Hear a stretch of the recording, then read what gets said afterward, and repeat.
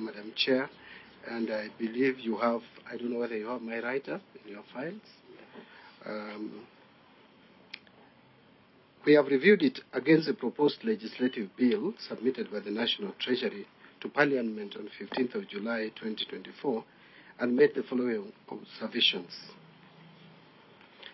The National Treasury is in agreement with the amendment to Section 5 of Division of Revenue Act 2024, number 5 of 2024, to indicate that if the actual revenue in the financial year 2024-25 falls short of the expected revenue, the shortfall shall be borne by both the national government and county governments equitably, and that county governments shall bear not more than 15% of this shortfall.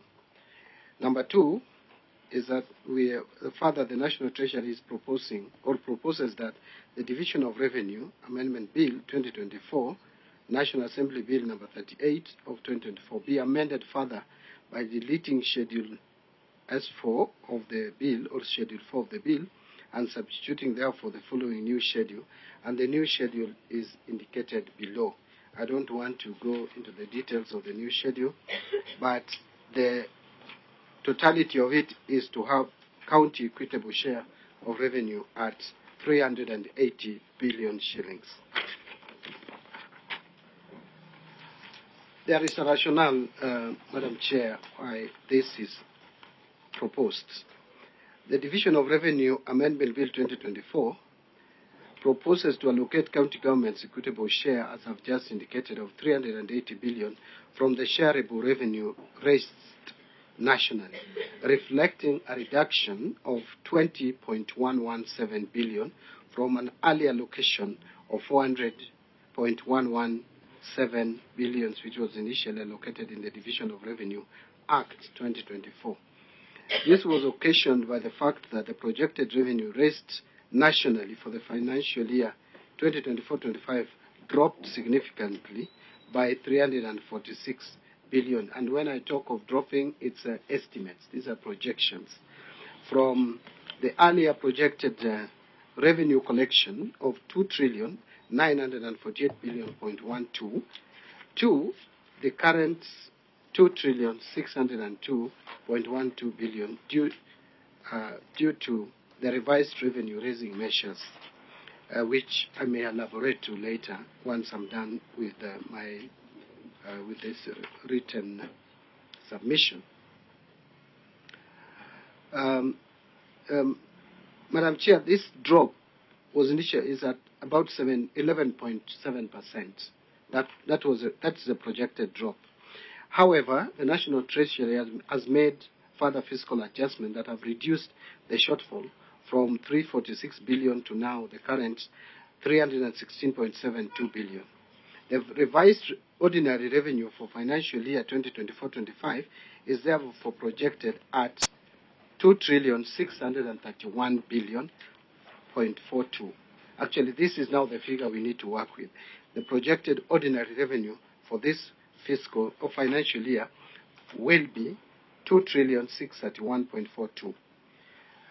Note that this happened during the finalization of the Supplementary Budget Estimate 1 for financial year 2024-2025, which was after the submission of the Division of Revenue Amendment Bill 2024.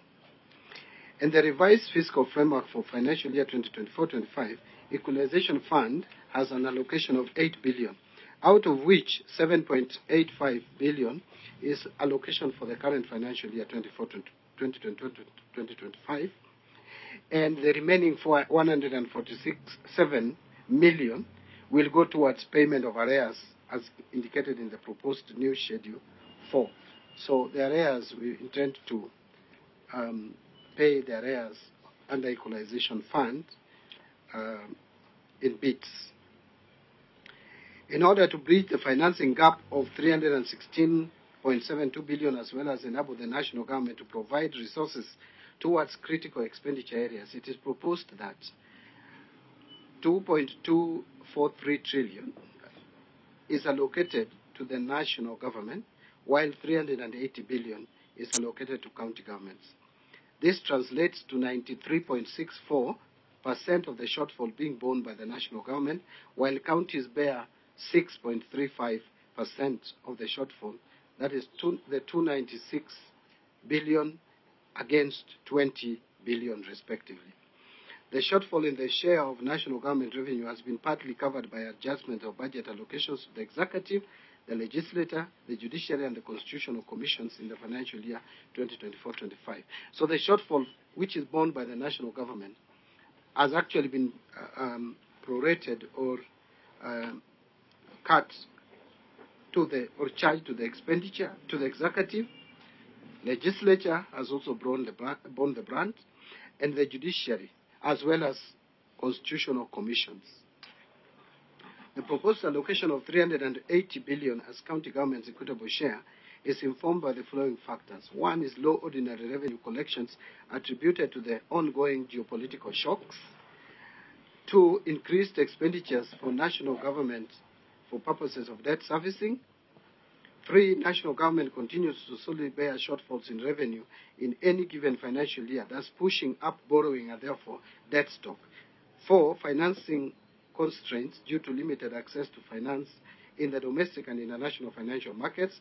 And then five, financing of mandatory expenditures under Article 203, 1 of the Constitution Act, which is summarized in the table below. And the table is there is basically the national interests we have there, the public debts, the pensions and constitutional service and others. This table has been slightly adjusted. Maybe I'll give the correct or the updated figures.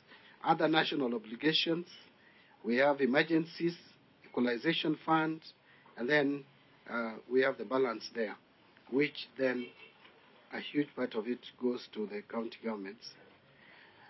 So in terms of justifying our action, I would start by saying that it should be noted that the projected ordinary revenue for the financial year 2024-25 of 2,631 billion is based on the baseline of 2,290 billion, which we collected in the 2023-24 financial year, which was below our target by 172 billion by end of June 2024.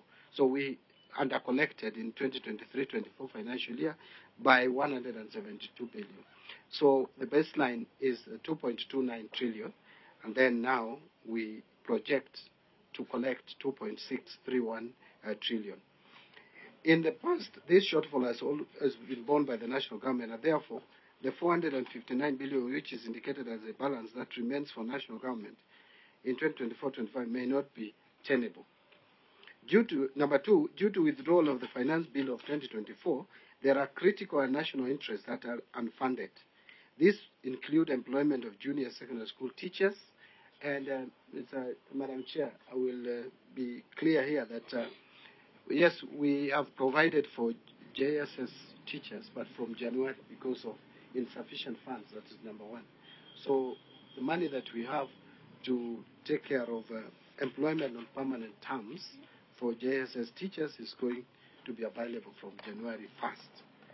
Posting of medical interns to support health service delivery, those are very critical, unfunded activities, and implementation of universal health coverage, and meeting continental obligation to construct the 5 stadia for hosting Africa Camp of Nations. The government is committed to implement a fiscal consolidation plan targeting to reduce the fiscal deficit from 5.8 in the financial year 23-24 to 4.3 of the GDP in the current financial year. This is designed to slow down public debt accumulation. Number 4, trends in the performance of revenue was taken into consideration in determining the 20 billion that we proposed to reduce the equitable share going to the counties with, taking into account the revised revenue raising measures. And finally, the revised allocation for 380 billion proposed for this financial year is only 1% less than the 385 billion allocated in the financial year 2023-24. We conclude that this allocation is consistent with the constitutional provision of Article 203(1) that envisages stable and predictable allocation of revenues to county governments. As a matter of fact, Madam Chair, if you work out the percentage of this proposed county equitable share of revenue of 380 against the last audited revenue, it is 24.2%. But if you compare it to the revenue that we collected last year, even if you don't, you get the latest revenue collection, it is still 16.6%. So it is still within the constitutional threshold. But, Madam Speaker, Madam Chair, that is insofar as this submission is concerned. I want to just mention a couple of things. Maybe it will take me 2 or 3 minutes so that we see where we are. You know, Madam Chair, and together with the honorable senators, there is a risk in our macroeconomic stability. As a country, we must be alive to it, and we must just accept facts are there and live within our means. I say so because I would want us to look at this projected revenue, which is actually a projection. And as we speak, the last 2 months, we have failed to collect what we should have collected by 18 billion, 18.5. So the 2 months under collection is already 18.5. Meaning that on average, if the trend continues, on average we are failing to collect not less than 9 billion what we should collect. And so with that figure in mind, if it obtains for 12 months, then we will under-collect this 2.6 trillion by not less than 108 billion.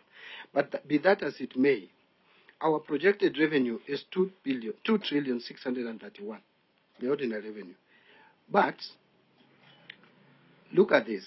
Interest on domestic debts alone, that is debt servicing costs, is 750 billion. That will be paid. The interest on external borrowing or external debts is 260 billion. That must be paid. So that gives you a total of 1,010 billion. Then we have other CFS expenditures. The pensions, the payments to constitutional office holders is 190.4 billion. That total comes to 1.2 trillion. So if you subtract that from the projected revenue of 2.631 trillion, you are left with only 1.431 trillion. And our salary, our wage bill for the national government, every month we spend 75. That's the payroll, 75 billion. 12 months will give us 900 billion. So it means, therefore, that if you remove that from what we were left with, you would be left with only 531 billion shillings. And if we transfer 380 billion, the adjusted figure, to the counties, then we are left with 151 billion.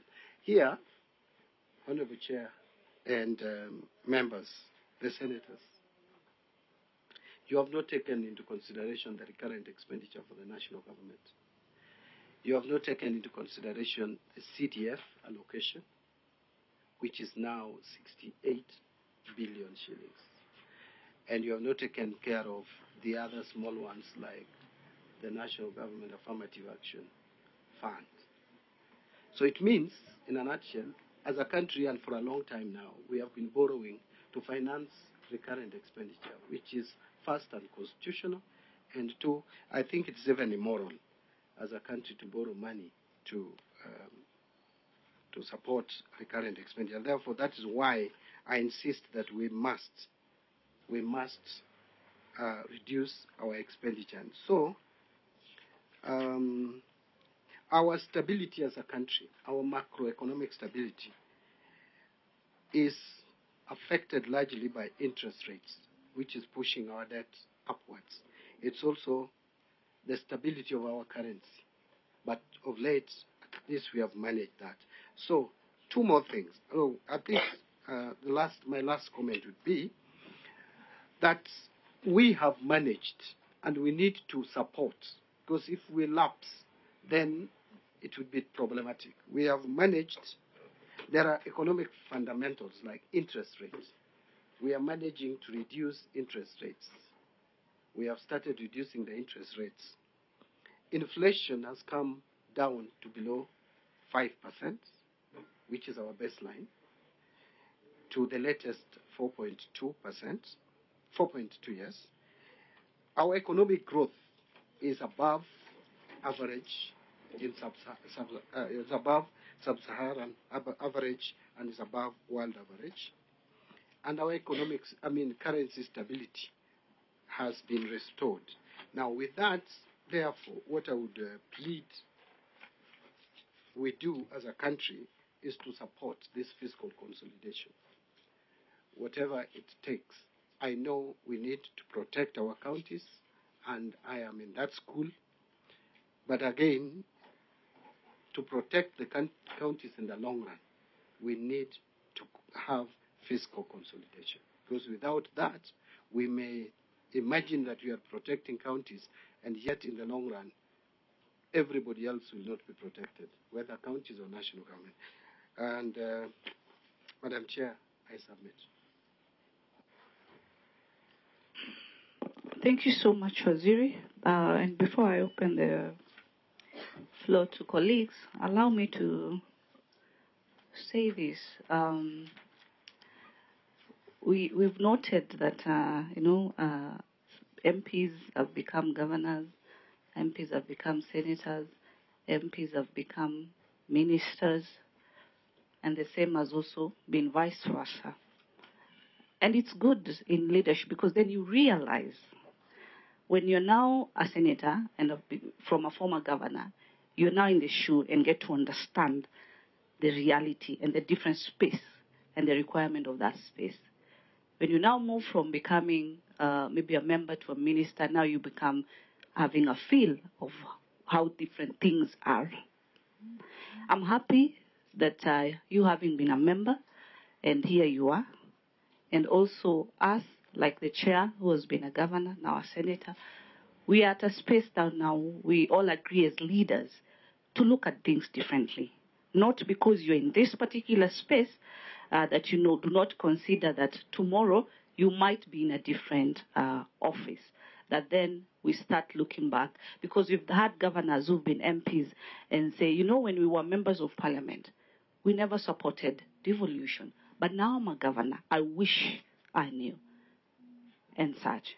But anyway, because the elephant in the room is the 380 versus the 400 billion.